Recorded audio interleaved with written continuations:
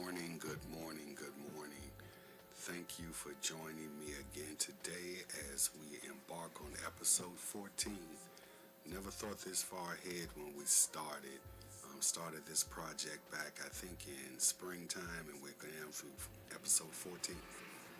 Today, we're going to talk about the funeral experience, a little bit about the business of funeral service.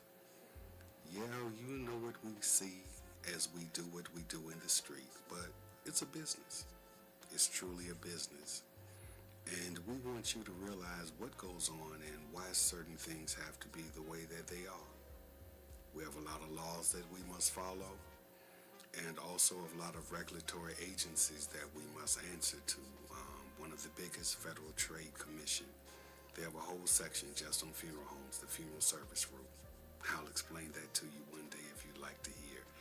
But it's all about transparency and wanting to not get over on the consumer, knowing that when you call us, you're in a time of grieving, and some unscrupulous people will take advantage of your grief and your grieving situation. So to make sure funeral homes don't do that, we have some laws and rules that we must follow. Each one of our states has a state board. We must uphold those regulations as well. We have OSHA. Yeah, OSHA is no joke. We have to keep a lot of records. Even honestly, any employee that works with us is required we maintain their medical record for 30 years once they leave.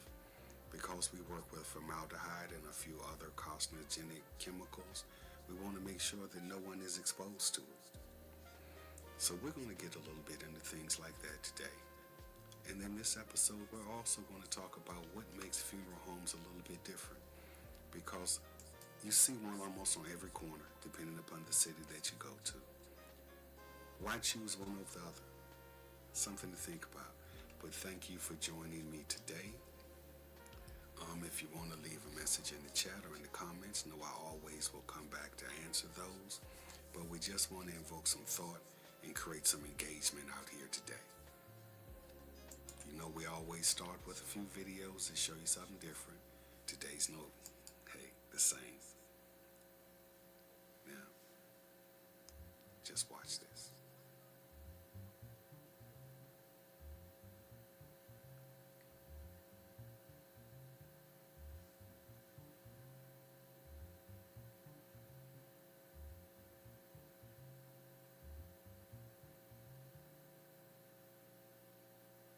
And boom, yes, the pallbearer just fell as placing the casket on the lowering device. Do things like that happen often? No, they don't.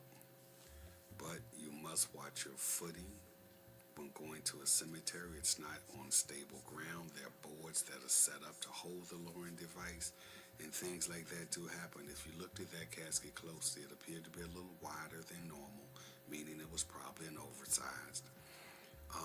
The footing, the gripping, things happen. And you did not see anyone rush over there to see if that gentleman was okay either, did you? Human nature, things that you see. Now, this second video is a little bit different. This young man, I follow him a lot. He's out of Louisiana, works for a gentleman that I know kind of well. But he does some different things. And check this out. This video is just a response to the funeral service etiquette video that I did on yesterday.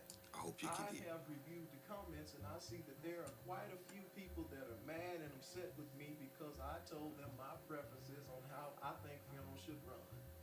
Well, let's discuss three of the topics that I chose to discuss. First topic is obituaries. Everybody was mad because they felt entitled to have an obituary before the family got there. If the family paid for the obituary, they will be the first ones to lay hands on those obituaries. Giving somebody a program before the family gets there is just like me opening a casket, letting you view their loved one before they even came to the funeral home to do that. Out of courtesy and respect is why I guard the programs. So if you ever see me at a funeral, you will not receive a program until the family gets there. I'm done with that. Second, a lot of people were mad and upset, and they said that I was judging them because they desired to, you know, burn those bushes before they came to funerals. I don't have a problem with you doing it before you come to the funeral. It becomes a problem when the smell starts lingering through the sanctuary, and it also becomes a problem when I walk outside and I see you doing that on God's ground. There's a time and a place for everything. I don't care what you do, but there's a time and a place for everything. So I hope that clears that up. Number three, folks were also mad because I told them not to take pictures of the deceased. If the family told you not to take pictures of the deceased, I don't see why you do it anyway. But if the family has told you not to take pictures of the deceased, respect their wishes. We don't have any respect anymore. And it's mainly this new generation. They don't have nobody to teach them right, so they're lost. And when somebody tries to correct them, they get mad, just like they done yesterday. So it's all about. Amen, my brother, is all I'm going to say. There's some things that just make no sense. People wanting obituaries, we have to respect the family. We don't know sometimes how large the family is. Sometimes more people can be coming from the house than we anticipated. So if we give all of the programs out and the family doesn't get any, come on. Come on now. Let's just be considerate, as a young man said, respect. Taking pictures of the deceased. That's kind of disrespectful all day long.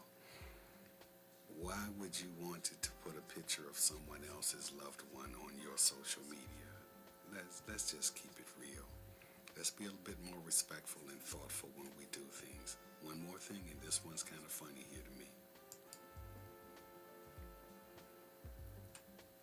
And I don't want to get my channel tagged for the music, but I'm going to let you hear a little bit.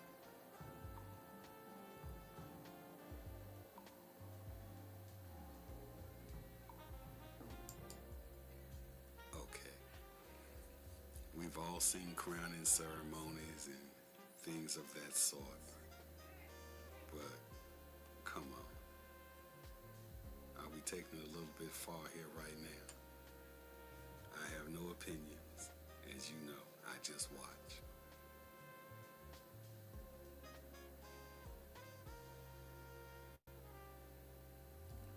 But this is a crowning ceremony to never forget. I tell you that. And as you see, it did make social media and it was trending. It's that different. No opinion, no opinion.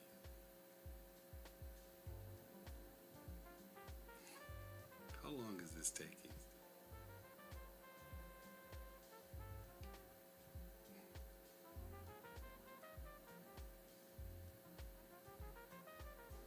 Okay. Interesting. That's funeral service in America. Yeah, funeral service. So, today we're going to talk about behind the business of compassion and care. We're going to talk about a little bit about the reality of funeral service. Why does this conversation matter? Because everyone needs to know that there's a balance between compassion and business in funeral service. As you know, I came out of school over 30 years ago. We were taught that funeral service is a business. It's an allied health profession. That's what we're degreed in. And a lot of people now and I hear say it's a ministry. No, a business is not a ministry. A ministry tends to be a non-for-profit, 501c3. It doesn't work on financial stability. The purpose is totally different. Most ministries, the purpose is faith-based or some community-based mission. Funeral service mission is truly business. If you don't believe me, ask the IRS. I don't know of any funeral home that is set up as a 501c3. If I'm wrong, I would love to have someone tell me so that I can be more knowledgeable. Today, I want you to understand the unique challenges and innovations in this industry as well, because as I said, it's not like any other. And we're going to dispel the myths about funeral homes being a ministry. It is not a ministry. It is a business. I can't make that any clearer. must have a vision. Every day we go to work, we must see where we want our business to go. We have to think about marketing. How do we get our name out there so that people think of us first? What type of strategies do we use to try to engage with more people? How do we create leadership within our own team? Because we as owners, we can't do everything. We all need help. So this is business. It's not ministry. A lot of people think funeral home and church are closely related because we work with churches a lot. Most of our buildings do have a chapel, which acts as a room of religious activity or celebration. But we are not churches by no means. We don't operate like them. We don't think like they do. But I'm going to tell you something funny. In the last, I'm going to say 20 years, a lot of families are closer to their funeral directors than they are their minister, because they haven't been going to church for so long, but yet they interact with the funeral director in such an emotional and sensitive time that they're really closer to us and will talk to us about things that they won't mention to other people. Some of the business of funeral service: managing operations, staffing, facilities. We have overhead costs. When we say operations, I'm going to say broad category, daily operations. What does that consist of? Okay, what do we do every day? We make removals, meaning pick up remains. That has to be coordinated. We have to have people that are trained. They should have their bloodborne pathogen training as well as their hepatitis B vaccinations, and we must track all of that. We have facilities. These buildings that we have do not stay operational and running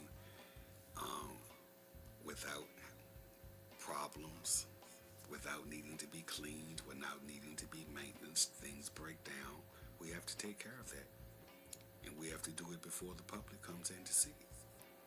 We have exorbitant overhead costs. People don't even think about what does it cost the funeral home to be there. All they want to say is, you're too expensive. Okay, we're too expensive.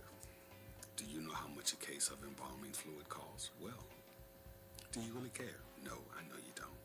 But to let you know, everything that we use to do the job for you costs us money. Therefore, that cost has to be put into what our prices are. So we have to find that balance as to what can the customer afford, but yet we still stay profitable and stay in business. So the business edge always comes first, because if we can't maintain the operating budget and keep the bills paid, how will we be able to give you service? Funeral service is just what it says. We sell service. We don't really make money from merchandise.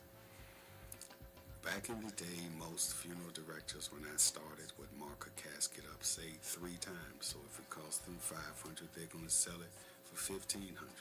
That's almost like an old Jewish concept. When you are in business, you have to buy something to sell. You then sell it, and you then must replace it. So when I was a little boy, I heard a lot of the Jewish business owners say everything had a 3 times markup on it. So the old funeral directors translated that on into funeral service. But today, I'm going to be honest with you, wholesale price on merchandise is so high, if I tripled it, you couldn't afford it. Just keeping it real with you. People don't realize the cost of what funeral service products are. And it's because they're specialized. They can only be used in this industry, so they charge us pretty much whatever the most they can to make it happen. But in the midst of that, we balance compassion with that financial stability, because we're trained to know that until we can connect with you and make you feel comfortable in such a way, you're not going to call any funeral home. So we have to balance compassion with financial sustainability, and in that happy median is where we get value. Another thing, why this work is a professional service and not just a calling, Because number one, you have to be licensed. Now, the state of Virginia has broken the license down into two separate licenses. You have a funeral director's license that you can now get, an embalmer's license, or a funeral service licensee. When I came through school, there was only one license, the funeral service licensee. Through the past 30 years, what has happened? I'm going to say human intellect and desire is not what it was. Students found it very complicated to pass both parts of the test. So the lobbyists for your major corporations, SCI, your dignities, could not get enough employees, so they lobbied our state delegates to lessen the requirements. Part of the logic was cremation has grown so much we don't do that much embalming. We don't have the need for embalmers and won't need them as readily in the next 20 years. So they did that. And we now have a whole generation of young licensees with only a funeral director's license and have no clue about what to do with a deceased body. Now, how do I feel about that? Truthfully, I feel it's asinine. How could you have a profession that deals with death, but then you make the law that they don't have to learn about the deceased? Would you want your doctor to not have any training in examination? He can only read a diagnosis. I mean, funeral profession is just, some things are backwards to me from my perspective. But you have to have a license. And because you have to have that license, that means, yes, it is a profession. And again, Brother Dwayne Jones, thank you for coming on the live with me today. Always going to be here, my friend. Thank you for following every week when I come on. But I feel as though we have to educate, we have to teach, because I'm tired of my people best being unknowledgeable about truth. And if I can give them some truth and they can grow from it, hey, I'm grateful. We can't stop people from being stupid. If you just want to listen to foolishness and follow foolishness, that's on you. You stay foolish. But anyone that's trying to learn and go to the next level, come on to me. I'm here to teach you. Something else about funeral service. A lot of people getting into it don't understand the complexities. All they see are hearses going down the street with a casket and a shirt and tie on. They don't see the hard work it takes behind the scenes to make that happen. See, that's just the show. The work has already taken place by the time we put the suit on. To pick that remains up in a state that almost looks unviewable, to having that body beautiful in a casket, that takes work, that takes skill, that takes knowledge. That's funeral service. You could almost train a monkey to work a funeral. To work a funeral is so simple. If you'd like to know that one day, I'll do an episode on what does it take to be an attendant to just work the funeral. Hey, if anybody wants to learn how to do that, give me a call, give me an email. I mean, because we're looking for people that can help. After COVID, people got so lazy, nobody wants to work anymore, just keeping it real. Funeral service. It's really selling an experience, not just a service. Because we deal with a family in such an emotional state, their senses are more open to what's going on. That's why it has to be very important to have a comforting environment which can create that memorable experience. It's more than just a building. As Luther Vandross said back in the day, a house is not a home. A building is not necessarily a business. Just because you got some bricks, you may not have the people inside that domicile to make it feel welcoming, to make it feel comforting, because at the end of the day, people come where they're comforted. Just something to think about. Think about why you make the choices that you make as a consumer. You tend to go in a direction where things flow the way you think. They flow the way you flow, and it feels like a perfect fit. People don't like confusion. People don't like situations that put them under more stress. They want the stress taken away. So it's all about the experience that you're offering them. It's also about personalization. People don't want to come to something that's cookie cutter. They want to know that they can make it their way, unique to their styles and what they want it to be. So we embrace that as well. Um, how do we do it? Video tributes. The type of service, the way the service runs, it doesn't have to flow in a traditional format the way it did when Grandma died. No, we can change it up now. We can make it reflective of that person that we're honoring. When you give this type of experience of connection, that you're there with that family, it evokes closure. It brings a greater sense of hope and comfort to that grieving family. Just keeping it real, we sell an experience. We don't, all of us have buildings, no matter the size, no matter the location. We all have cars. I mean, a hearse is a hearse, a limousine is a limousine. I'm going to tell you something about those as well. Any hearse, well, I'm going to talk about mine. I'm not going to talk about anybody else's. The hearse and limousine that I rode, I'm going to tell you what they cost. They start at about $150,000 a piece. Okay? That's what they cost. One of those cars we'll finance it for 4 years, 5 years, whatever. Pay $1,200, $1,300 a month. A hearse and a limousine are vehicles that do not run every day. Hear what I say? They do not run every day. Every family that you serve does not use a hearse to take their loved one down the street to a cemetery. We do a lot of direct cremation. No hearses involved at all.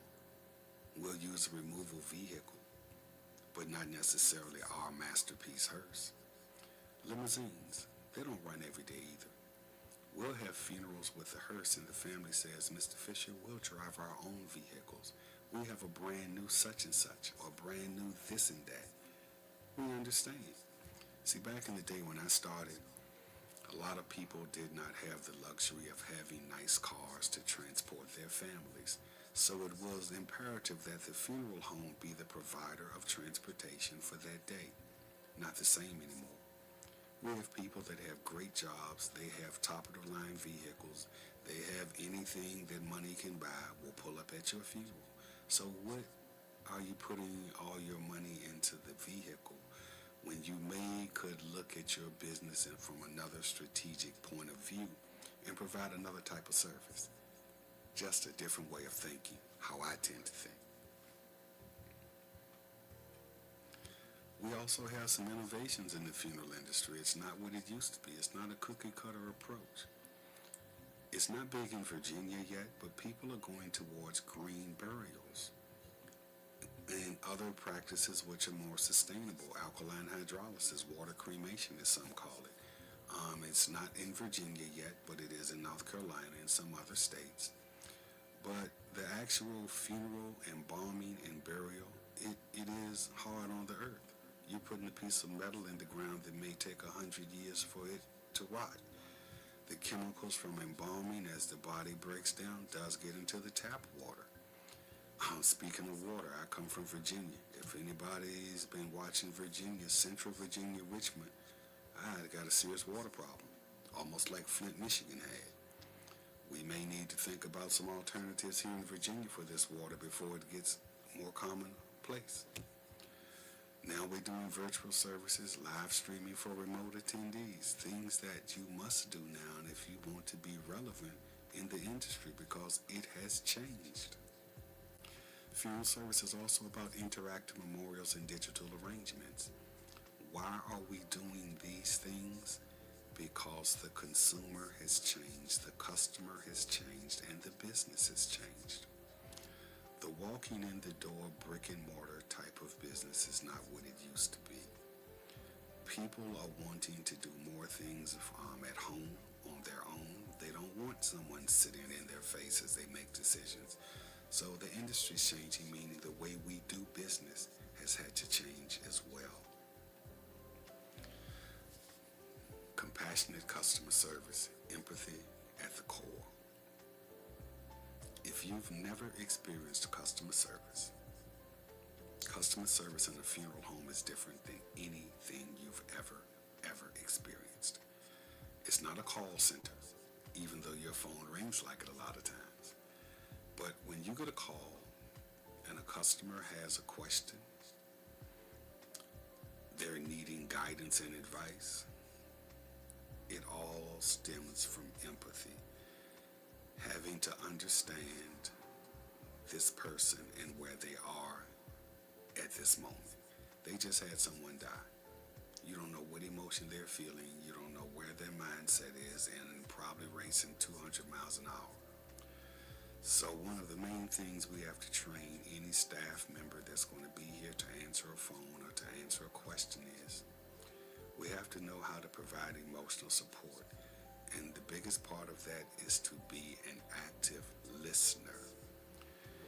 We've learned to listen to what the client, the customer, the person in front of us is asking, not assuming, but to clarify, what is this question that you need me to clear up for you? Once we do that, we have to assure them that they're heard and they're seen, and they get that from our responses. Anyone can tell you what a problem is, but did you hear what they actually told you? Repeat it to them to let them know, yes, I did hear. Then tell them your act of positive movement to fix it. A lot of times people will say things and it falls on deaf ears and no action is taken whatsoever. That's the issue. You have to act on the issue or the problem to resolve it in order to have a beneficial transaction that at the end of the day, the family's happy and you're happy because you gave them service. Some real life examples of some exceptional service would be a family calls you at the last minute, they forgot something, they need you to get it for them, an organist that is. In your mind, you may think, okay, they knew 4 days ago, but guess what? They forgot. Don't get angry. It's not the first time that that's happened. Politely say, yes, ma'am, we'll take care of it. And you go through your Rolodex and you call a couple of the organists that you know, and I'm sure one wants to come. I mean, it's that simple. A lot of times in today's society, people don't want to hear things. They just want to react to them. But in funeral service, you have to listen with an empathetic, compassionate ear, willing to help. Because as you help people through this situation, it helps the grief to go away a little quicker. Now I'm going to dispel a few myths and misconceptions, breaking stereotypes about funeral homes. Funeral homes are in it for the money. That is a lie. Lie. We're in it, number one, because it's a purpose God gave us. And when we opened our doors, it was here to fulfill God's wishes of serving a community. That's how we all start. Then it becomes a business. As we begin to run that business, we have to learn balance. Because if you run one way too far, one way, the other, you're going to fall off the boat. So to say we're in it for the money, there's no way. Because we could charge a lot more than we do, because a lot of our colleagues of other ethnicities charge 2 and 3 times what we charge. Our demographic won't allow us to do that, because as Mama used to say, you can't get blood from a turnip. If you're in an economically depressed area, how can you make people reach higher than they can and the service totally unaffordable? Then that pushes you into just direct cremation. So we have to find a happy medium in which we can give you service with dignity, with respect, yet keep our doors open as well. As I said, to explain the cost, everything that we purchase to serve you costs us astronomical amounts of money. I'll give you one, a case of embalming fluid. When I started, you get a case of fluid for $45, $50. A case of embalming fluid that I use now, $160 a case. 24 bottle comes per case, yeah. How many do you use per body? We can get into that another episode. Embalming, I told you that's my first love right there. But all of these things have cost that we must pass on. It's running. Why running a business ensures long-term care for business? Why? Because if we don't think of it through the generations, how will we be here to serve you? We can't just think about today. We have to plan strategically and financially, not only for today, but for what's to come. Next Monday, we're going to inaugurate a new president. Well, a new president again. The economy is going to do something. What? None of us know. Is it going to tank or is it going to thrive? We don't know. But we as business people better prepare for it. Because no matter what happens, once the president comes in and things start happening, we have to be here to operate. So, it's all about planning, strategic marketing. Some closing reflections here. Remember, we have a dual mission. We're here to give you compassion and to show it along with empathy, but also professionalism. We are licensed by the state of Virginia. We have certain things we must do, we must uphold to, and we cannot drop professionalism, and we cannot do anything that's against the law. Funeral service, I'm going to say it's both a calling and a business, because the average person would not want this job. I'm going to be real with you. Just a fact off to the side. Out of all of the occupations in America that every adult has, funeral service professionals make up only 2% of the American working population. 2%. Yeah, we're rare, very rare. We'll talk about that one day as well. The hours that we keep, you wouldn't understand it. The things that we do in sacrifice in order to be there for the grieving families that call us. I'm going to give gratitude for the trust placed in this vital profession. Every person out here that works in this industry with me, thank you. I'm grateful for you. I don't know if you grind as hard as I do, the way I was taught to grind, but you grind. We're grateful that you grind. Funeral service is not getting bigger every year. Every year this industry gets smaller. When I graduated, I came out of mortuary school in 92. There were about 34 of us gentlemen that graduated. Maybe 3 ladies were the gentlemen. I look at the classes now. It may be 6, 8 people graduate. I don't know where the industry is going to be in 20 years. I don't know. I want you to rethink the role of funeral homes in your community. As you ride by, as you walk by, think about some of the things we talked about. How do you feel when you're in there? Do you get that warmth? Do you get that feel of satisfaction? Know that we're here. Always will be. Following the legacy of Mr. Joe B. Franklin of 1947. It's 2025. M.E. Fisher sitting right here in the same building. Making it happen. Thank you for tuning in today. This is Mark Fisher from the M.E. Fisher Funeral Home. Episode 14, done. Thank you. We love you. We're here for you. Peace.